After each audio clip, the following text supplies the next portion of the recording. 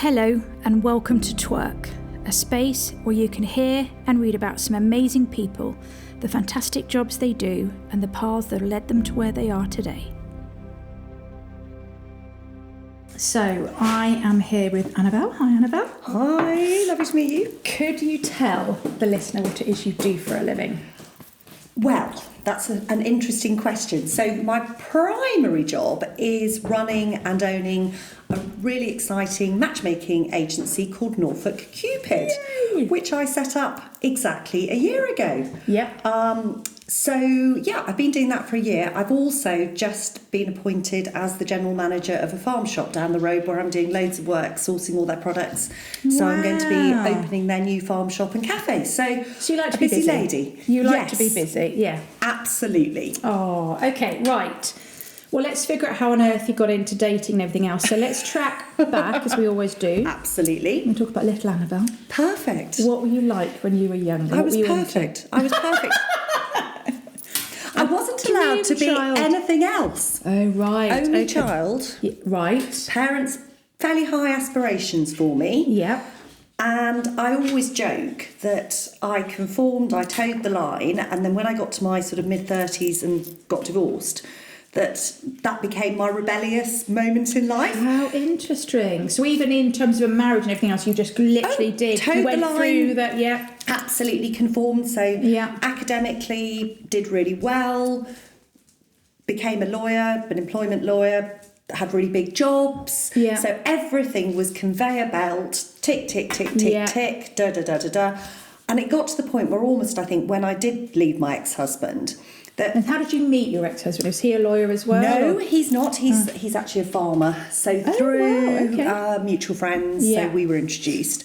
And so I sort of joke to my friends now and sort of say that every time I pick up the phone to my parents and sort of announce the next thing in Annabel's world, you can almost see them putting the phone down and going, oh, God, what is she doing now? Oh, but it's because you didn't do any experimenting when you were younger. Yeah. Nothing at all. So very much. And I think...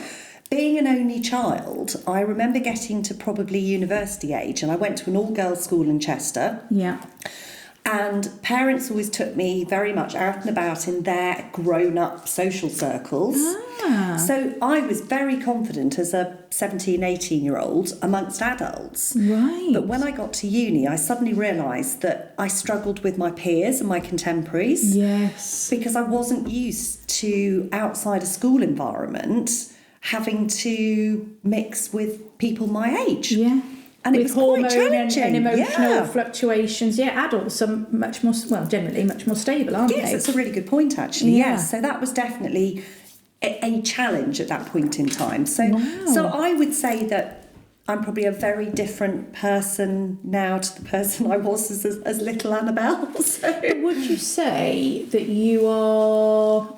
do you feel more naturally you now? Without any doubt at all. So basically what you're describing is now you haven't got anyone telling you or encouraging / pushing you down a particular route.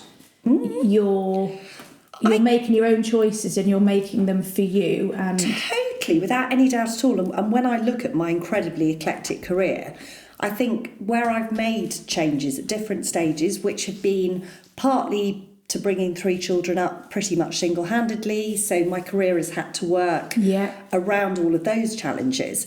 But I think I think probably one of my overused but favourite phrases is, right, big girl pants back on, you can do this, girl. Yeah. Okay, whatever adversities or challenges I've faced, and certainly had a load of those, but I think I've then had the guts to actually go, come on, okay, next venture, next thing that you're going to do, next progression. Yeah. And just had that inner strength to actually just go for it and do it. Brilliant. Okay, so when I did employment law did employment law, and how long were you a lawyer for then? Good question. I suppose post articles probably about 6-7 years. Okay, and then obviously had... So I then had Will, didn't go back. I was working for Shoesmiths in Northampton actually at the time, and didn't go back because they moved the employment team to Milton Keynes. So it was then that bit too far. Yeah, and then you've got a child to juggle as well. Totally. So I literally had the three of them under 4. So oh wow, I had them pretty close together. Do you know what? It's a really common occurrence, though, isn't it? If for some reason, I'm going to say you get spat out of work. I don't quite mean it like that, but ultimately you had a kid and.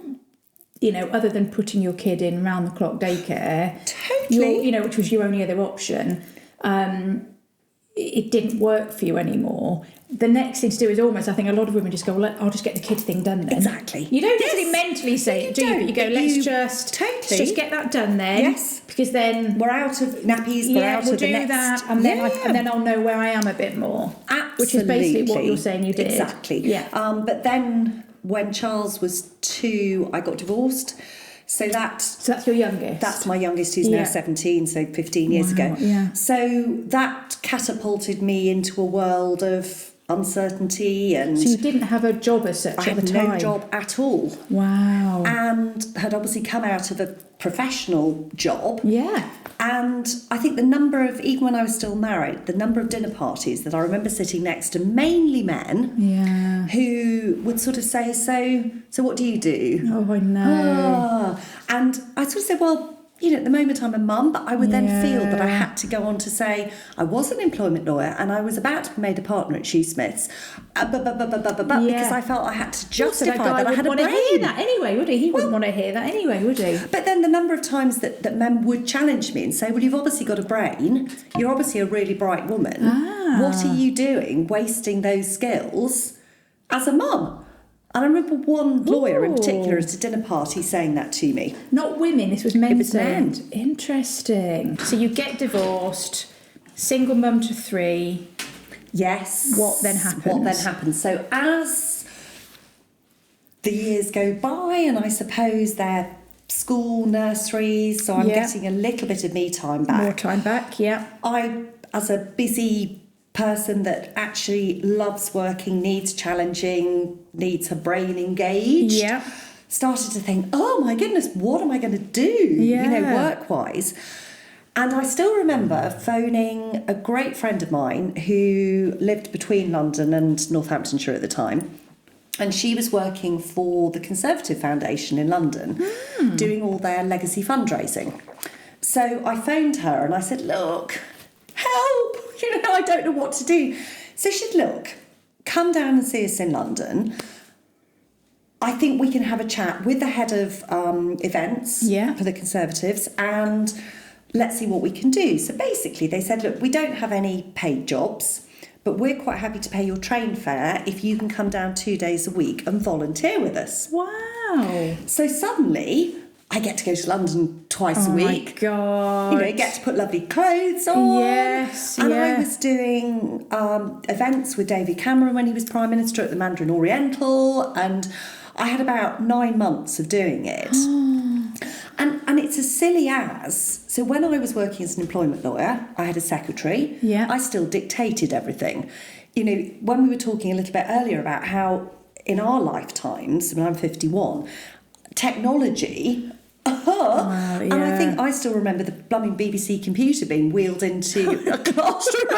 So when you asked me to do at that point in time something on a laptop and spreadsheets and fear of God came into me. People stuff and a bit writing. Oh, absolutely. Yes, so that was a fantastic experience. Various reasons. There was an issue with a legacy that was left that all got a bit complex. So that sort of changed. So I stopped doing that. But because I then started to get quite involved in politics, I then we had a local association. Yeah.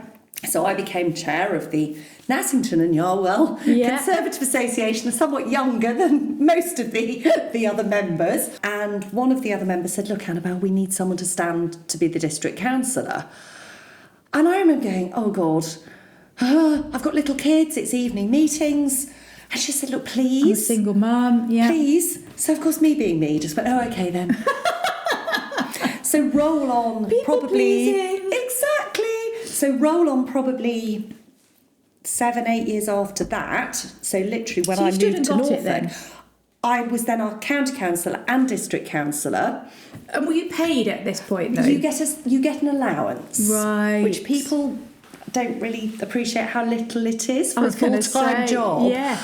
And so we then had the unitary elections the year before I moved. And actually, you know, I hate blowing my own trumpet, but I got the most votes in the whole of Northamptonshire. Wow. And loads of people who voted for me said, look, I've never voted Conservative, but because we know that you do the job, and you're a grafter, and you'll do what we want you to do and need you to do, we voted for you. Wow. So that was my sort of... and in the meantime, I was So you're basically an MP at this point, is that what you're saying? level below, Yeah. so working with our MP. Yeah. And I did sort of debate whether to put myself forward. Further forward, yeah. And I worked in Peterborough at the King's School as their head of development 2 days a week for a couple of years. Yeah. So yeah, that was all pre-moving to Norfolk, so that was very much my Right. Northamptonshire stint. And then when I moved to Norfolk in 3.5 years ago, so what would that have been? 2021, I think. And then life changes. Yeah. Okay, so we've got a bit of a restart going on. Absolutely. So what were you thinking then? So you moved here. Yeah. And then did you do anything else for a while? Or? I actually did a horticulture course. Did you? I've always been a really keen gardener. Oh, wow, your garden does look amazing. Needs a little bit of TLC to say it the still least. looks great. So I did a horticulture course. I then gardened for people for probably about 6-9 months. Yeah. Which I loved. Yeah. But physically...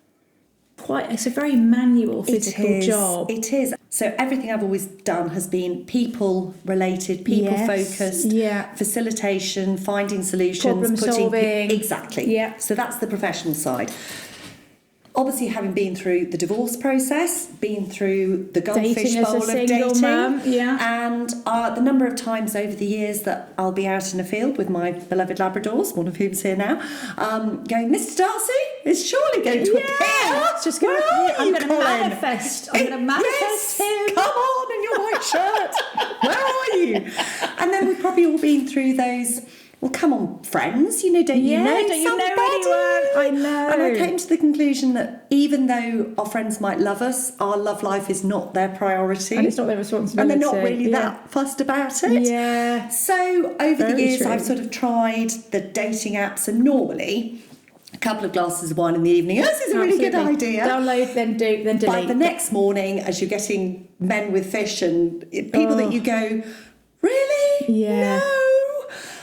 And I think having them been on goodness knows how many dates where you give time, you give information about yourself, Yes. it's demoralising. And then probably about 10 years ago, I spent a fortune and I joined a high-end matchmaking agency in London. Oh my gosh, someone suggested this to me a while ago now, but... So I did it, I remember... And it's like, is it like 10k? Well, it was 5 at the time. 5 and it's now 10, I think. Exactly. And there's no, they don't guarantee anything. They give you, is it 5 to 8 or something? 5 dates. And one of them didn't even want to show, because we were doing, it was what you've just described, it was like a drunken night. Yes, when exactly. I was like, let's look into this. Come on then, yes. So over one evening we Googled a few things, and it was like, they don't guarantee... It was like 5 to...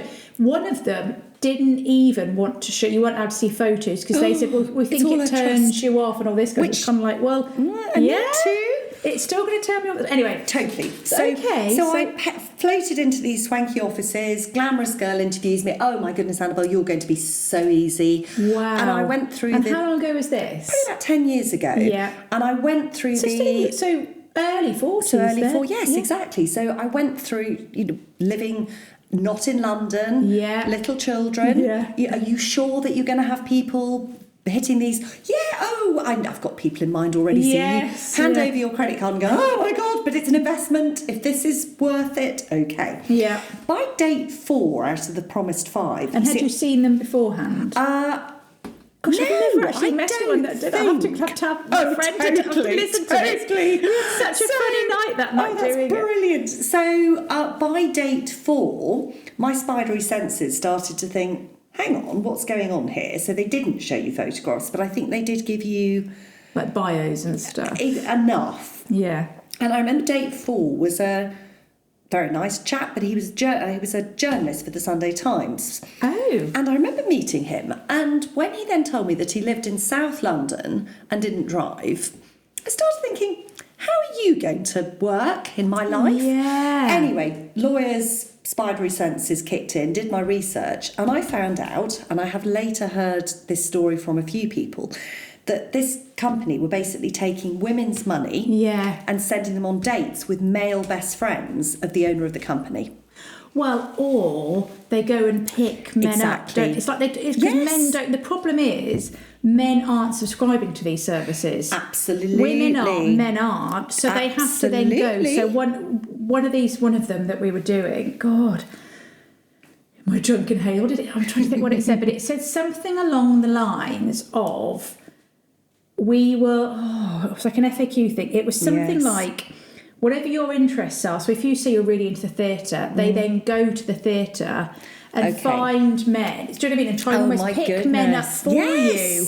And they see that because they go to events where they might be able to, and therefore try and spot something. But then even then it's kind of like, so you're sending probably an attractive woman to hit on a guy for another woman, exactly, which is just weird. But equally, he hasn't signed up to this. So, you were saying, the whole thing just reeked of just making money out of women. And to be honest, it was the most demoralising process, because you go from up here, this is I'm going to find it. They're going to, Mr. Darcy is appearing, to absolutely demoralised, wasted money, time, everything. So. Yeah, over the years, I've had every dating experience under the sun. Wow. So understand from the emotional point of view, the mix of emotions, the highs the lows, and lows, the hassle, the blah. So literally, a year ago, had a couple of girlfriends round. We were literally sitting at the island, drinking wine.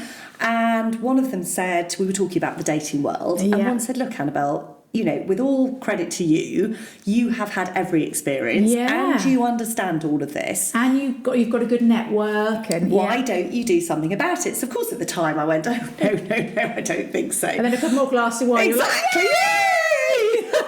And then I think, totally do it. Totally. And then the next morning you're like, oh, what have I done? And then actually a really sound, sensible girlfriend who lives in Annabel, who's Charles's godmother, came over a week or so later.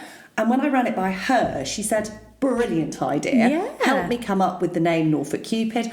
So I think when I've got somebody really, really, really sensible saying to me. So I did my research. I looked at agencies in other parts of the country. I looked at the way they operate, their charges. And to be honest, could just pick huge holes in most of that because too expensive, too complicated. You know, one in particular had bronze, silver and gold, and you sort of looked and went, oh, well, so if I pay another £1,000, then I get an additional phone call? Or, do I get a crappy person here and then a better, and then I have to pay for that, the Mr. Darcy? Totally. So I then started the concept, and it was a bit of a leap of faith, thinking, how's this going to go? And so the way I work is incredibly simple. So people approach me, and I've been trying now to do a bit more marketing and and I speak to everybody over the phone and just do a quick find out that we're the right sort of fit, tell them what I charge. I don't charge anywhere near enough. I'm only charging £195 at the moment as a one-off fee. So it sits comfortably with me after my experiences. But like you say, you're also still relatively new. Exactly. So it's time for that. Totally. So I then go and meet everybody individually. Wow. So I don't take anybody on without meeting them face to face. Without almost verifying them. Totally. Yeah, so literally over the last year. You go and meet them, verify I go and meet them, and then a lot of it is my intuition. So it's literally me thinking, ooh. And when I'm on my dog walks, that's when I do quite a lot of my matching. Okay. Because I suddenly just have those moments of going, ooh. But that's what you're offering. You're offering a very personal. You're not totally. Personal, it is so BS. bespoke. Non-BS service. And I always say to people, some clients need loads of hand holding. So some clients need regular chats about how they're feeling about the dating world, mop-ups if a date hasn't gone well. Quite often I can be interviewing someone, I will immediately think, oh God, gosh, you'd be brilliant for so-and-so. Really? And I'm so honest and transparent. Yeah. And I will then, at that point, immediately may be able to do a match. But I say to people, you might have to wait a week, 6 months, 6 for years. the right person to come along. And a lovely... So you're not just going to throw them under... No. No. Well, no. I mean... That's up to them. But and they're damning for that. No, but you're not going to throw them under anyone. Yeah. No, I'm not just to tick those boxes. Yeah. And a lovely young client, actually, I love the way she phrased it. She said, well, look, I'm not going to do online dating. That's a given. Yeah. By joining you, it doesn't stop me meeting somebody in the normal way, on the beach, in the pub, the whatever. Yeah. But by joining you, I'm giving myself another option. So yeah, that's pretty much how it all came about. And I think... So I guess you had the idea, but you've had to spend a year of really learning, tweaking, developing... Evolving. Yes. And so I guess a year... with that in mind then, a year down the line, what are the biggest things you've maybe changed or tweaked then that you didn't know before? A lot of it, to be honest, is they're probably small tweaks changes. Yeah. I think it's even more so about managing people's expectations. Yeah. And I think out of 95-ish clients, I've got 10 or 11 relationships of different lengths. That is a really big success rate. Okay. That's over a 10% success rate. And I get a lot of clients. Which has got to be. I bet on other things it's I wouldn't even know if it would be 1%. Well, I do wonder. And I do have a lot of negativity from some clients. Yeah. Oh, well, you're rubbing this in, telling me that people are happily matched. Well, I can't. We've got to verify what I'm doing. Exactly. Yes. And I've got... Well, and also, it's surely, what it actually should be is reassuring for them that it works. That it can happen. Yeah. And I've got one couple who I introduced fairly early on, and I had a lovely message at New Year just saying, Happy New Year. Just to let you know, we're off to Thailand next week for 3 weeks. Oh, my gosh, yeah. Sending me loved up photos in Thailand. Can we take you out for dinner when we get back? Because we want to say thank you. So, and then I've got some shorter ones that, are now probably 4 or 5 months that are going on. So there are some lovely success stories. Yeah. But I think for me, where I see it growing this year, and I think I need somebody to come on board to help support me with this. Yeah. I think going forward, what I want to do is evolve Cupid into doing connections. So I think my idea is to do soft events, not singles events. Whereby if we go and arrange a game of paddle tennis for a group of people, or we go 10-pin bowling, and once a month just try to have groups of my clients, so everybody knows that they're safe, they're protected, and they can actually just swap notes and compare notes about their experiences, their thoughts, whether they want to go to the theatre, whether they want to do this and that. And you want this to be cross-gen, you don't want this to just be women's events and men's events. Totally, yeah. Because everything I've always done has been people-related.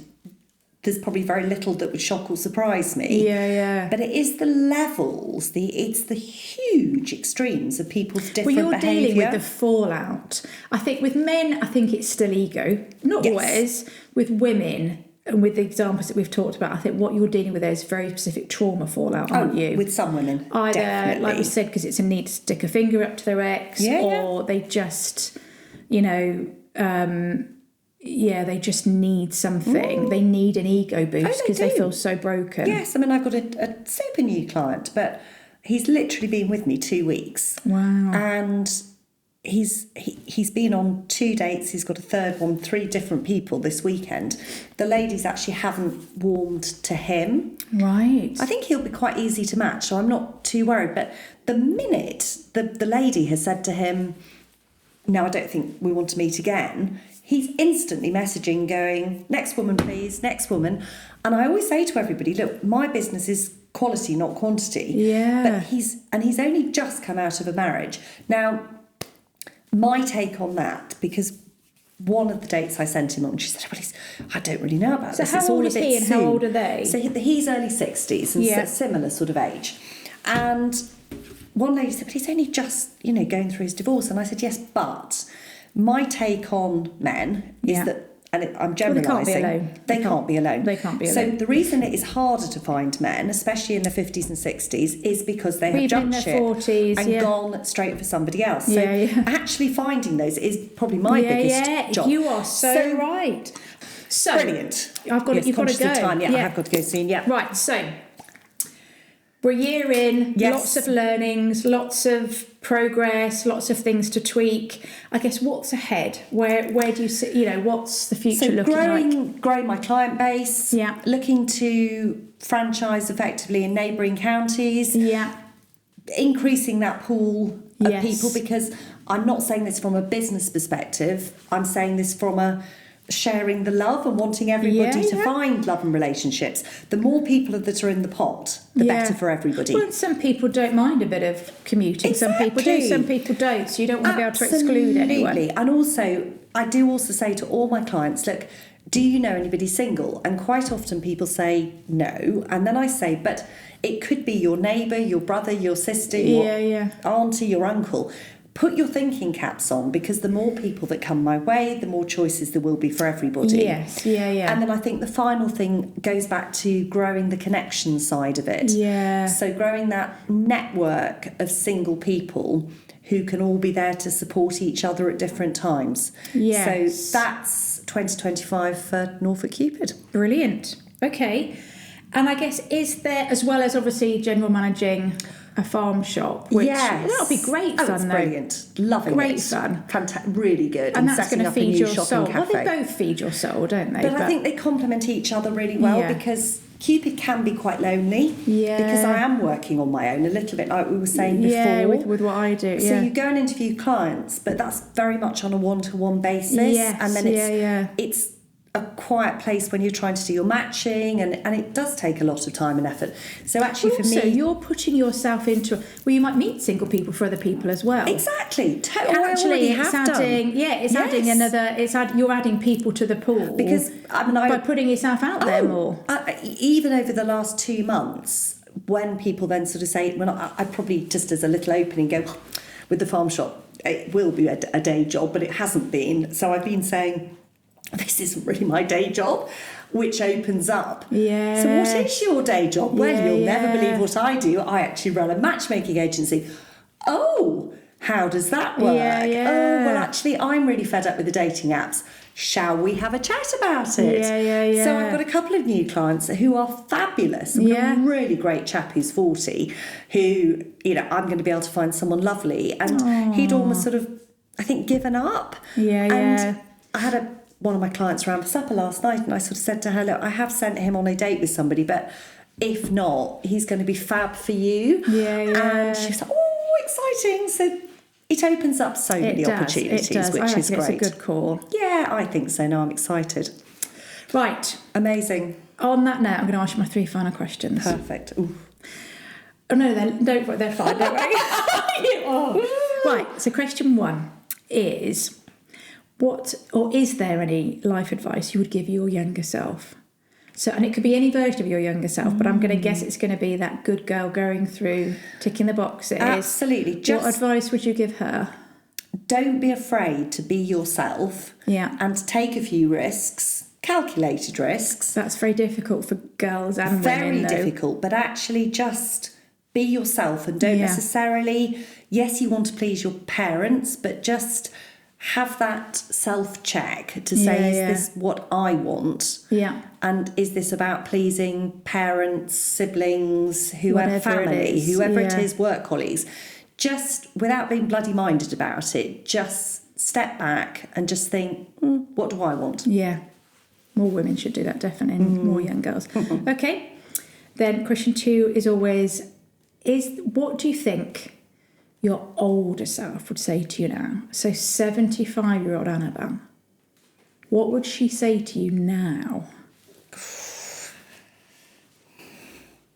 I think she would say, don't overthink. Don't read too much into things. Just be a little bit step back and don't overanalyze. And I think she would probably say, good girl, being a little bit more brave as you've got older. That was the right thing to do. And actually have some fun, live life, grasp those opportunities, take those risks, and take them. Yeah, brilliant. And then the last question is always just some life advice, a mantra, something that you live and die by that you just want to impart on anyone that's listening. The phrase that I've always had in the back of my mind, used at times, is carpe diem, to seize the day. Yeah. Dead Poets Society, I think, was one of my absolute favourite films. Yeah. And of course, that was very much part of that. Yeah. And actually, but then that links in with the two other things you've said, doesn't it? Totally. Yeah.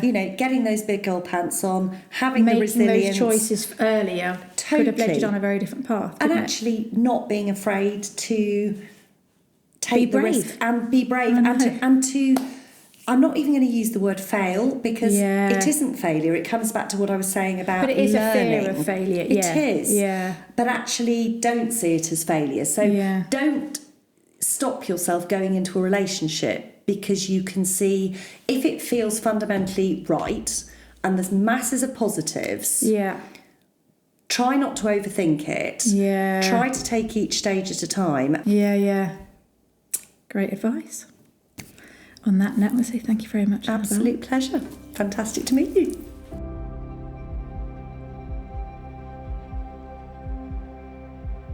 If you would like to hear more about this chat, see some pics and read about how to get started in this industry and/or this role, then please go to our website www.twerk.org. The link is in this podcast page and across our socials. Sincere thanks.